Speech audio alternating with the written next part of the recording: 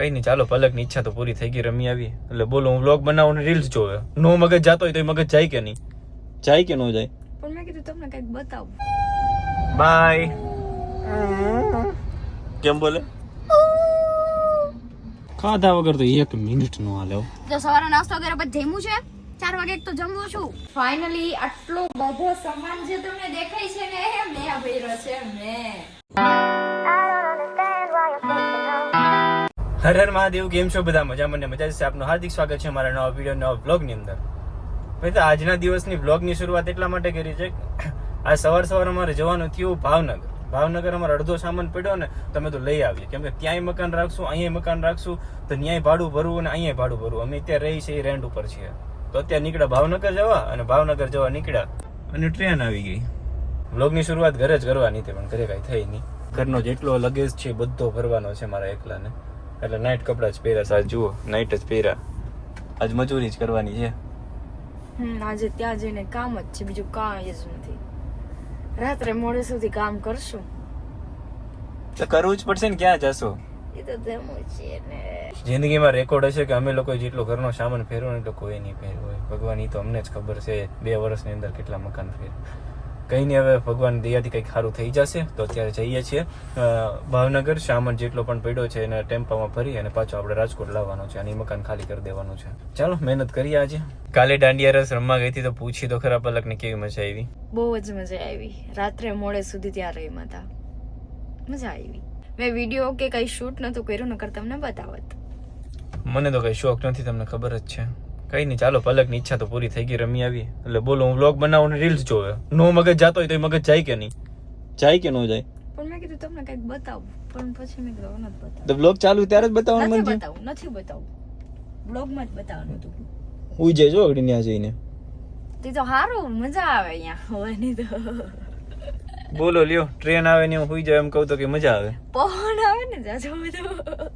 અમે બંને ઝઘડો પણ એટલા કરીએ ને એકબીજાને પ્રેમ પણ એટલો બધો કરીએ. તો અત્યારે પલક શું કરે છે, કંઈક ને કંઈક નવું કરતી જોઈએ એના હેર માટે. મને પણ નથી ખબર પડતી. મેં કીધું હતું ને કંઈક ને કંઈક કરતી જ હશે. જો આ ચાલુ જ છે. આ શું કરે છે ને શું છે? આ સેસા તેલ છે. આ સેસા તેલ છે ને પલક ઘણા ટાઈમથી યુઝ કરે છે, તો આજે એને પૂછ્યા આના બેનિફિટ શું છે.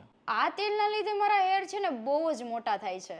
માર્કેટમાં આદિવાસી તેલ વેચાતું હોય છે, કેટલું બધું ડુપ્લિકેટ આવતું હોય છે, અને આપણા હેરમાં કેટલી બધી પછી પ્રોબ્લેમ થતી હોય છે. વાળ ખડતા હોય અને સારા રાખવા માટે અધિક આયુર્વેદિક અને ક્લિનિકલી અપ્રુવલ છે આ સેસા તેલ. સેસા તેલ ઓનલાઈન ખરીદવા માટે વિશ્વસનીય છે, અને ઘણા લોકો આદિવાસી તેલ સાઈડ આકર્ષણ થાય છે. મોટા ભાગના તેલ અસ્વસ્થ હોય છે, જે વસ્તુથી તમને નુકસાન ના થાય ને એનું બનાવેલું છે. આ સેસા આયુર્વેદિક હેર ઓઇલ છે, અને આ 5000 વર્ષ જૂની આયુર્વેદિક વિધિ છે. પરંપરાગત 18 ઔષધિ, 5 આવશ્યક તેલ અને શુદ્ધ ગાયના દૂધથી 22 કલાક ઉકાળે છે. દૂધ તેલમાં રહેલા જડીબુટીને સાચવે છે અને તમારા હેરને સારા કરવામાં મદદ કરે છે. અને આ સેસા તેલ આયુર્વેદિક છે. ભૂંગરાજ, બ્રાણી, તુલસી, લીમડો, ત્રિફળા વધારે તત્વોનો સમાવેશ થાય છે. વાળ ખડતા હોય એને ઘટાડે છે અને મોટા વાળ કડવામાં મદદ કરે છે. અને આ બ્રાન્ડ છે ને 30 વર્ષ જૂની છે. ભારતમાં લાખો ગ્રાહક દ્વારા વિશ્વસનીય છે. તો જલ્દી જાઓ, તમારા હેર તૂટતા હોય એને મટાડો અને હેરને લાંબા કરો. તો ડિસ્ક્રિપ્શનમાં લિંક આપેલી છે, સેસા તેલને મગાવી લ્યો. બાય. કેમ બોલે? પેસેન્જર વાળી ટ્રેન છે આ, બધા એસી છે, ફર્સ્ટ ક્લાસ એસી. લ્યો અહીંયા પછી નોર્મલ આવી ગયું. ચલો ઈડ જાય એવું લાગે ને. બાય. અમને પોલીસે અમને ઊભા રાખ્યા ને તો પૂછ્યું કે હા એ તો યુટ્યુબર છે એ કે ગ્લાન્જ એમ કહેવાય બલેનો વેચીને થાર લીધી. હવે ભાઈ અમે બલેનો નથી વેચી, બલેનો નહીં, એનું નામ હતું ગ્લાન્ઝા હતી. બલેનોની કોપી જ ગ્લાન્ઝા, પણ ગ્લાન્ઝા વેચીને ગ્લાન્ઝા વેચીને થાર લીધી એવું નથી. અમારી પાસે ગ્લાન્ઝા 2 હતી. અને તમારા મનમાં એ સવાલ આવતો હશે કે હજી એક ગ્લાન્ઝા વ્હાઇટ કલરની હમણાં લીધી હતી ક્યાં ગઈ? તો એક સવાલ જવાબનો કાલે વિડીયો મૂક્યો હતો ને એમાં તમે કોમેન્ટ કરી દેજો, એટલે એનો જવાબ આપી દેશું. એ ગ્લાન્ઝા ક્યાં ગઈ?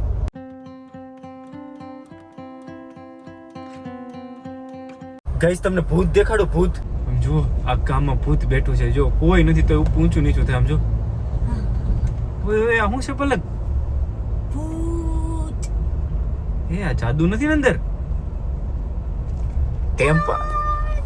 ટેમ્પાની અંદર ના હવે એમાં હવા ભરાય છે એટલે ઈ આમ બોલની જેમ થાય છે. મને તો કઈ ખબર જ નથી પડતી. હું આટલી નાની આમથી છું તોય મને ખબર છે એમાં હવા છે. એના હિસાબે તારામાં હવા નથી? મારામાં તો હવા નથી. હુઈ ગયું ભૂત હુઈ ગયું. ભૂત હોઈ ગયું તાલપત્રી. બાબરા પહોંચ્યા ને તો ભાઈ ખમણ ની ભૂખ લાગી કે મારે ખમણ ખાવું. ઈ ખમણ પાછું આપણે લઈ આવી દેવાનું, એવું નહીં કે હું લેવા જાઉં.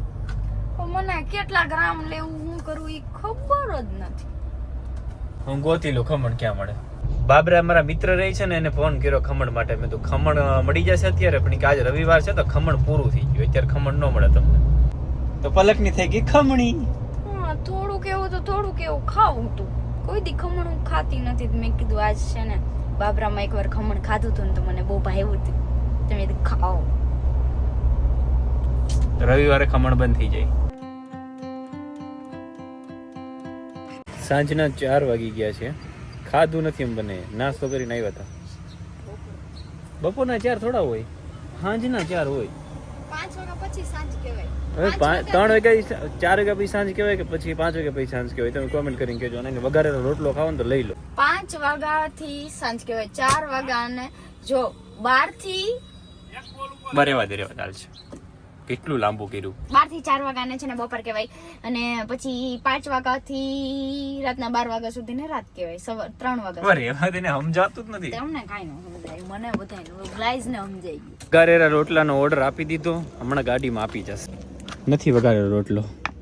તમે હજી બોલીને જ આવ્યા છો કે આપી દીધો છે વઘારેલા રોટલાનો ઓર્ડર. મેં એવું કીધું કે વઘારેલો રોટલો નથી, પલક પાણી પીને દિવસ કાઢી નાખશે. હા એવું કઈ નથી. હું તો હમણાં વડાપાઉં ખાઈ આવીશ. ખાધા વગર તો 1 મિનિટ નો હાલે. તો સવારે નાસ્તો કર્યા પછી જમ્યું છે. 4 વાગે એક તો જમવું છું. ફાઇનલી આવી ગયું. લ્યો. ઈ શું કરો છો હવે? હાથ ધોઉં છું. અચ્છા, અત્યારે હાથ ધોવો છો. ત્યાં સુધી તમે શું કરતા હતા? બેઠી હતી. પછી હાથ ધોવાઈને આવી જાય પછી. ચલો ગઈ હવે છે એ ભાવનગર. આપણા હાથમાં છે ને કેટલા બધા જમ્સ હોય અચ્છા, એટલે ધોવું પડે. નકર વોશરૂમ જાવ ત્યારે નો ધોવો ને તો હાલે, અત્યારે ધોવું પડે. તો હું જંબુડા હોય ત્યાં તો. ચલો ખાઈ લેવા દો એના. ભાવનગર ની અંદર ધોમ વરસાદ ચાલુ છે અત્યારે. મેં એક મિત્રને ફોન કર્યો હતો ને કે ફૂલ વરસાદ ચાલુ છે અહીંયા. ગાજે પણ છે વરસાદ અને વીજળીના કડાકા ફડાકા સાથે વરસાદ. આમ તો જુઓ અંધારેલો છે, આ બધો જ વરસાદ છે. મજા આવશે ને? આપણે નાવાનું છે વરસાદ આવે ને તો. ગઈસ તમે પણ આવતા રહેજો ભાવનગર નાવા માટે. જલ્દી જલ્દી. અત્યારે ડોગ જો તો 2 જ પગે ચાલી શકે છે. આજે હું તમને કામ સીધું, કોઈ ઉપર દયા કરો કે ન કરો, પણ પશુ પક્ષીઓ છે એના પર દયા જરૂર કરજો યાર. એ બોલી ન કે એના પર દયા કરવાની કરવાની કરવાની, કેમ કે એ તમારો સાથ આપશે. બાકી તો તમને ખબર જ છે માણસ માણસ કેવી મદદ કરે છે. I'm trying to get your attention. Can I come close? I don't know how to play this. કઈ ભાવનગર પહોંચી ગયા ને અત્યારે બહુ જ વરસાદ અહીંયા આવે છે. ચલો હવે ઘરમાં જઈએ. અત્યારે ગાઈસ ભાવનગરની અંદર છે ને કોથરા અને મોટા બોક્સ આવે ને લેવા માટે ગયા હતા, કેમ કે બોક્સમાં અને કોથરામાં સામાન પડશું ને તો સારું પડશે એટલે. એનું મોઢું જોઈને મને એવું થાય ખબર કેટલું ડ્રાઇવિંગ કરીને આવી, થાકી ગઈ લાગે. હા છે, તમને ગાઈસ ગાડી નથી ચલાવી, મેં ચલાવી. એમને પછી તમને પગમાં છે ને દુખવા માંડ્યું હતું ને તો મેં ચલાવી. હવે ચાલો સામાન ઉતારી લઈએ બધું. બહાર વરસાદ ચાલુ છે. ફાઇનલી આટલો બધો સામાન જે તમને દેખાય છે ને મેં ભર્યો છે. મેં બંને ઝઘડો કર્યો, હું એને ખીજાણો. ક્યારની મસ્તી કરતી હતી, મેં તો આપણે કામ કરવા આવી છીએ, મસ્તી કરવા નથી આવતી. ક્યારની મોંઘો ચડાવી નાખા ઘરમાં ફરતી હતી.